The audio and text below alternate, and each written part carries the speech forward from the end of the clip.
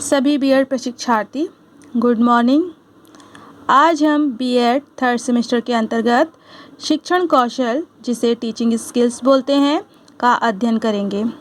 Online class में आपको ये टॉपिक पढ़ाया जाएगा। साथ ही आप इस वीडियो की हेल्प से भी शिक्षण कौशल को अच्छे से समझ सकते हैं। शिक्षण कौशल की परिभाषा, अर्थ और इसके प्रकार जानने के लिए वीडियो को अंत तक देखें। शिक्षण कौशल क्या है? शिक्षण कौशल का अर्थ और परिभाषा। क्या होता है शिक्षण कौशल? शिक्षक अपने शिक्षण को प्रभावी बनाने के उद्देश्य से जो भी कक्षागत व्यवहार हेतु व्यूह रचना अपनाता है वह शिक्षण कौशल कहलाती है ना। इसका मतलब ये हुआ कि कोई भी टीचर अपनी टीचिंग को प्रभावशाली ढंग से प्रस्तुत करने के लिए, जिससे कि जो स्टूडेंट्स हैं उनको अच्छे से समझ में आ सके, वो कैसी व्यूह रचना अपनाते हैं। वह प्रश्न पूछते हैं, कुछ चार्ट मॉडल दिखाते हैं, या फिर किसी टॉपिक की व्याख्या करके उन्हें समझाते हैं, या फिर ब्लैक बोर्ड वर्क करके समझाते हैं। तो ये सारे जो व्यूह रचना है यही शिक्षण कौशल के अंतर्गत आती है। मतलब इन स्टेप्स को अपनाकर, मैं फिर से इसे पढ़ के बताती हूँ आपको, आप जरा ध्यान देंगे। शिक्षक अपने शिक्षण को प्रभावी बनाने के उद्देश्य से जो भी कक्षागत व्यवहार हेतु व्यूह रचना स्ट्रेटजीज अपनाता है वह शिक्षण कौशल कहलाता है। ठीक है, समझ में आया? शिक्षण कौशल प्रत्यक्ष रूप से अध्यापक अधिगम को सरल और सहज बनाने के लिए करता है। मतलब मैंने जो अभी आपको कुछ कौशलों के नाम बताए हैं, जैसे कि कुछ क्वेश्चन पूछना, या फिर चार्ट मॉडल प्रदर्शन करना, दिखाना, व्याख्या करना, ब्लैक बोर्ड वर्क करना, ये सब हम क्यों करते हैं? ताकि बच्चों को अच्छे से समझ में आ सके। जो सिखाया जा रहा है, जो अधिगम किया जा रहा है, वो सरल और सहज हो सके, है ना। इस उद्देश्य से किए जाने वाले शिक्षण कार्यों का व्यवहार का समूह शिक्षण कौशल या अध्यापन कौशल कहलाता है। शिक्षण एक विज्ञान है। इस आधार पर प्रशिक्षण द्वारा अच्छे शिक्षक तैयार किए जा सकते हैं। उनमें शिक्षण के लिए आवश्यक कौशलों का विकास किया जा सकता है। मतलब किसी छात्र अध्यापक में कौन से कौशलों का विकास किया जा सकता है? जैसे अभी मैंने जिन कौशलों का नाम लिया वो छात्र अध्यापक में होने ही चाहिए। अगर वो कौशल होंगे तो वो कक्षा में जाकर बच्चों से अच्छे से प्रश्न पूछ सकेगा, अच्छे से पढ़ा सकेगा, अच्छे से समझा सकेगा और अपनी पाठ्य योजना को सफल बना सकेगा, है ना। जिन उद्देश्यों को लेकर उसने पाठ्य योजना बनाई है, उन उद्देश्यों को सफल बनाने के लिए उसे इन कौशलों का जानकारी होनी जरूरी है। इन्हीं कौशलों का उपयोग कर कक्षा में प्रभावी शिक्षण कर अच्छे शिक्षक बन सकते हैं। अतः शिक्षक प्रशिक्षण में इन कौशलों का विकास महत्वपूर्ण स्थान रखता है। मतलब इन कौशलों को सीखना बहुत जरूरी होता है छात्र अध्यापक को या छात्रा अध्यापिका को।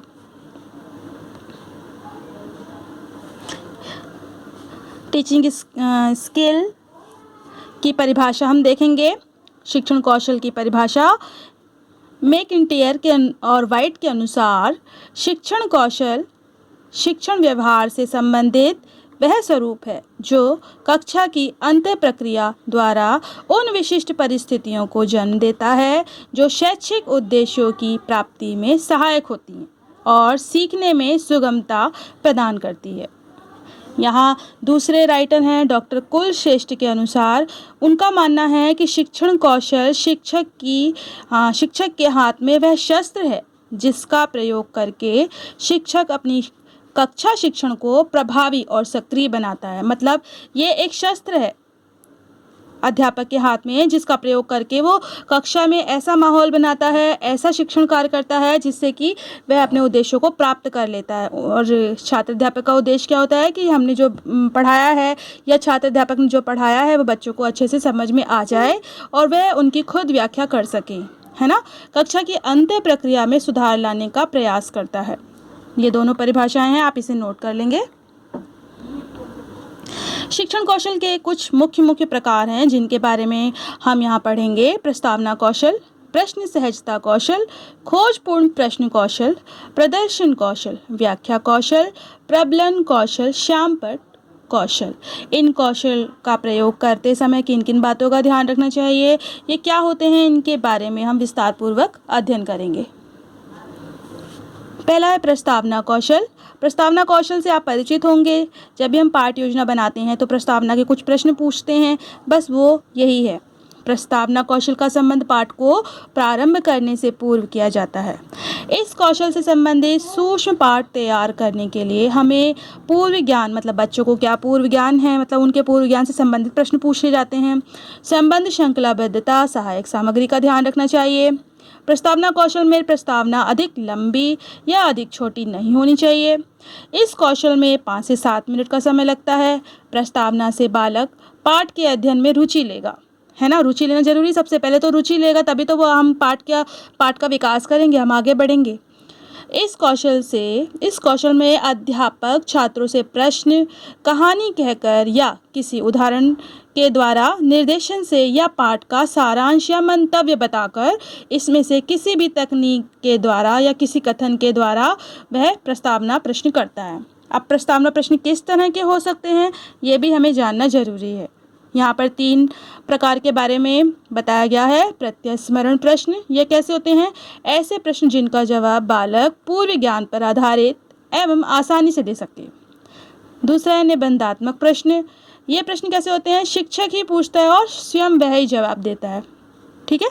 आज्ञा पालन प्रश्न, जिनका जवाब हाँ या ना में दिया जाता है। शिक्षण कौशल में दूसरा प्रकार यहाँ बताया गया है प्रश्न सहजता कौशल। अब ये किस तरह का होता है? कक्षा शिक्षण में प्रश्न पूछने की प्रक्रिया का बड़ा महत्व होता है। प्रश्नों के द्वारा ही बच्चों से उत्तर निकलवाकर पाठ का विकास किया जाता है और यह जाना जाता है कि बच्चे को हमारी पढ़ाई हुई विषय वस्तु समझ में आई है कि नहीं। यह तो हम सब जानते हैं, है ना, पर इनका प्रयोग भी करना है, ये कौशल का प्रयोग भी करना है। ये स्किल होनी चाहिए छात्र अध्यापक में कि वह बच्चों को बहुत अच्छे से प्रश्न कर सके। प्रश्न के माध्यम से अध्यापक बालक को अधिक चिंतनशील बनाता है, बच्चों को सोचने पर मजबूर करता है कि बच्चे खुद सोच समझ के इसका आंसर दें, ताकि उनमें चिंतन शक्ति का विकास हो सके, तथा विद्यार्थियों के ज्ञान, बोध, रुचि, अभिवृत्ति आदि का पता लगाता है। ये सब बहुत ज़रूरी होता है बच्चों में विकसित करना, है ना। सहज प्रश्न कौशल से अभिप्राय प्रश्न एवं शिक्षक की भाषा सहज होनी चाहिए। शिक्षण प्रक्रिया के आधार पर 3 प्रकार के प्रश्न होते हैं। कौन कौन से? प्रस्तावना प्रश्न, शिक्षणात्मक प्रश्न और परीक्षणात्मक प्रश्न। अध्यापक जब प्रश्न पूछता है तो उसे इस बात का ध्यान रखना चाहिए कि उसमें धैर्य और सहानुभूतिपूर्ण व्यवहार हो। विषय वस्तु व्याकरण की दृष्टि से भी शुद्ध होनी चाहिए ताकि बालक उसे समझ सके।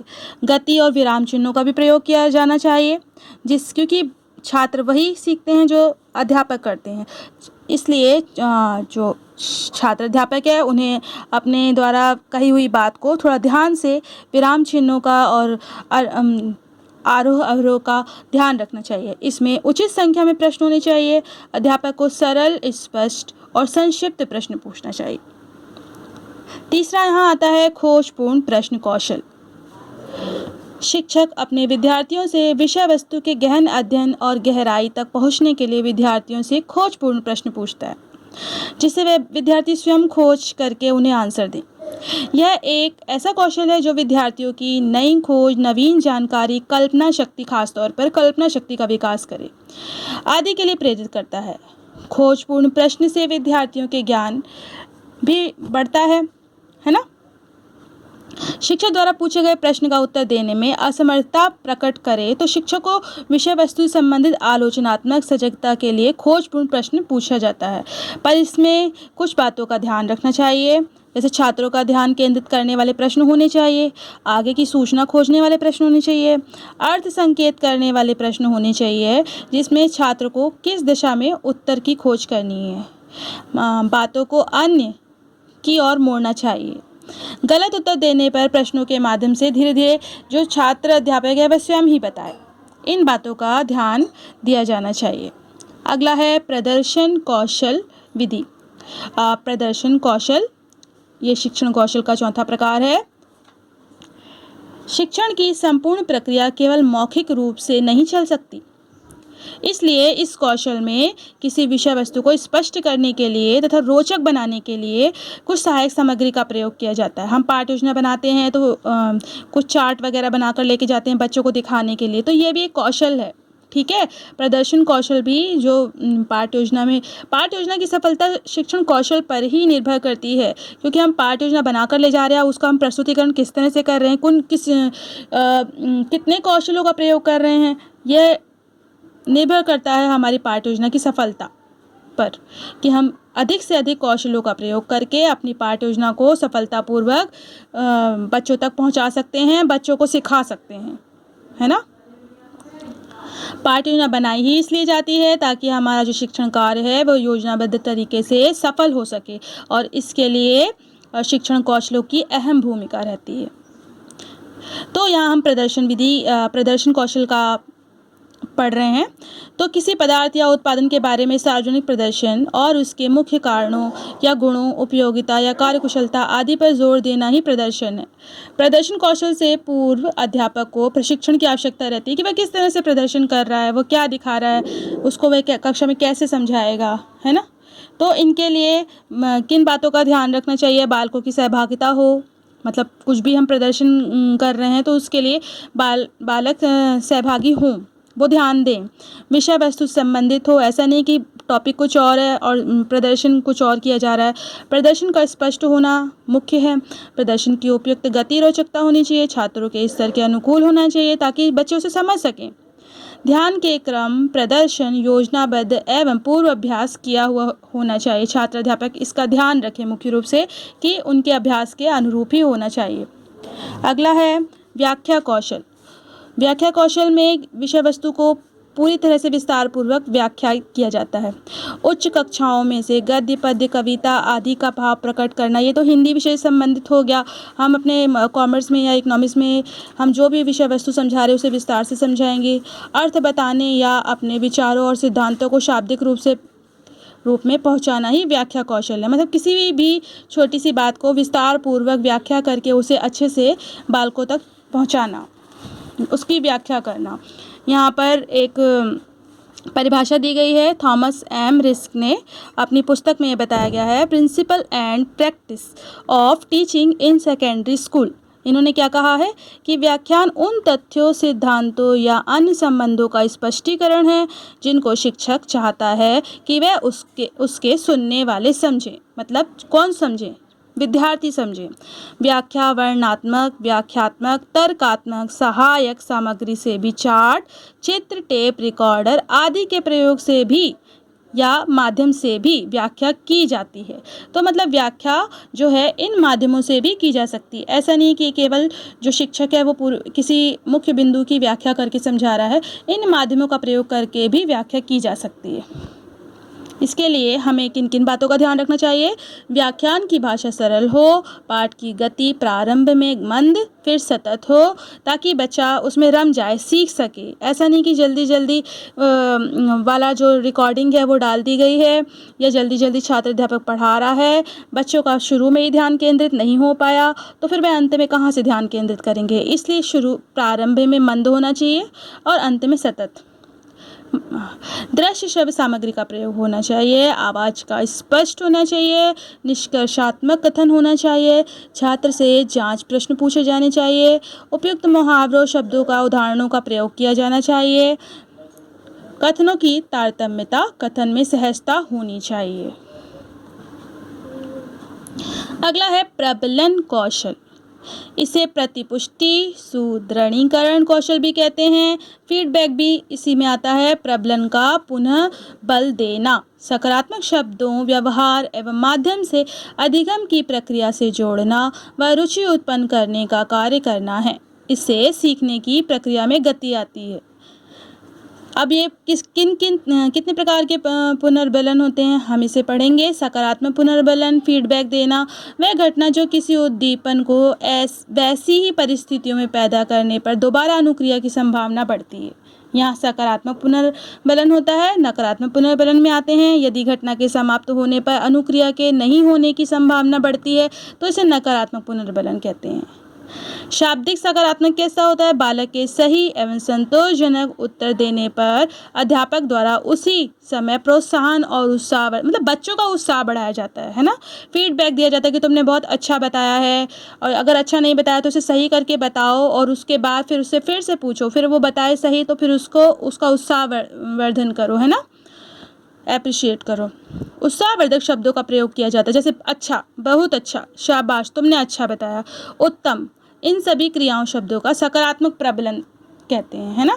सांकेतिक सकारात्मक प्रबलन शिक्षक छात्र को प्रोत्साहित करने के लिए अशाब्दिक संकेतों का प्रयोग करता है, जैसे सिर हिलाना, मुस्कुराना, बालक की पीठ थपथपाना। इन सब बातों का बच्चों पर बहुत प्रभाव पड़ता है, इसलिए इनका प्रयोग करना हमें चाहिए। शाब्दिक नकारात्मक प्रबलन, इसका भी प्रयोग किया जाना चाहिए। हम देखते हैं किया जाता है। बालकों के अशुद्ध या असंतोषजनक उत्तर या कार्य के लिए शिक्षक द्वारा नकारात्मक शब्दों का प्रयोग किया जाता है, जैसे गलत, ठीक नहीं, रुको, ऐसे नहीं, और भी कुछ कुछ शब्दों का यहाँ प्रयोग किया गया है। तो ऐसा किया जाता है, पर हमें सही शब्दों का प्रयोग करना है। नकारात्मक शब्द भी प्रयोग किए जा रहे हैं, तो उसमें भी हमें चुने हुए शब्दों का प्रयोग करना है।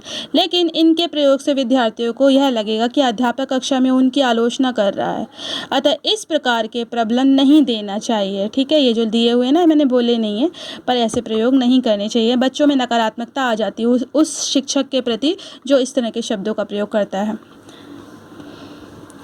सांकेतिक नकारात्मक, बालक के गलत या असंतोषजनक कार्य पर शिक्षक सांकेतिक नकारात्मक पुनर्बलन का प्रयोग करते हैं, जैसे गुस्से से देखना, आंखें दिखाना, मतलब अगर सही काम ना हो या गलत कुछ किया जा रहा हो, है ना, तो यहाँ पर हमने पुनर्बलन कौशल का प्रयोग किया है। अब अगला है श्यामपट्ट कौशल, जो काफ़ी महत्वपूर्ण है। शिक्षण प्रक्रिया में श्यामपट्ट का विशेष महत्व है। कक्षा में श्यामपट्ट अध्यापक का मित्र होता है। शिक्षण अधिगम प्रक्रिया को सही, प्रभावपूर्ण एवं समुन्नत बनाने के लिए अध्यापक अनेक प्रकार से स्वकौशल का प्रदर्शन श्यामपट्ट के माध्यम से ही करता है। जैसे उदाहरण के लिए कार्टून वगैरह, चित्र, ग्राफ, समय सारणी आदि महत्वपूर्ण बिंदु को हम विद्यार्थियों तक पहुंचाने के लिए किसका प्रयोग करते हैं? श्यामपट्ट का, है ना। श्यामपट्ट कौशल में भी प्रावीणता होनी चाहिए छात्र अध्यापक को।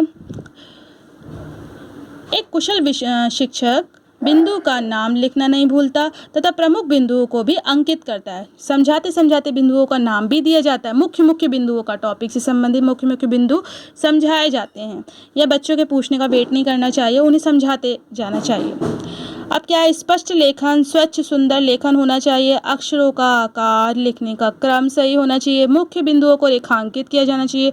ये छोटी छोटी बातें हैं जो छात्र अध्यापक को आनी चाहिए। इन कौशलों का विकास छात्र अध्यापक में होना चाहिए ताकि वे अपनी पाठ्य योजना बनाकर जब कक्षा में जाए तो उसमें सफलता हासिल कर सके। जो जिस उद्देश्य से वह कक्षा में जा रहा है वह उन कौशलों का प्रयोग करके अपनी पाठ्य योजना को सफल बना सके। शब्दों के बीच उचित अंतराल हो, श्यामपट्ट का उचित प्रयोग हो, चमकदार स्याही से लिखना अट्रैक्टिव लगे। श्यामपट्ट के सामने खड़ा नहीं होना चाहिए। आपको बताया गया ना कितने डिग्री पे खड़ा होना चाहिए। कक्षा की समाप्ति पर श्यामपट्ट को स्वच्छ करना नहीं भूलना चाहिए। ठीक है, एक अच्छे शिक्षक में ये सब गुण होने चाहिए ताकि वो श्यामपट्ट का प्रयोग उचित ढंग से कर सके। तो ठीक है, इस तरह से हमने यहाँ प्रश्न कौशल, प्रदर्शन, व्याख्या, ब्लैक बोर्ड, इन कौशलों को आज हमने पढ़ा है। बचे हुए जो कौशल हैं जिन्हें हमने आज नहीं पढ़ा उन्हें हम नेक्स्ट वीडियो में पढ़ेंगे। तो आप इस वीडियो को विस्तार से सुने, समझे और इसके आगे के कौशल हम अगली वीडियो में पढ़ेंगे।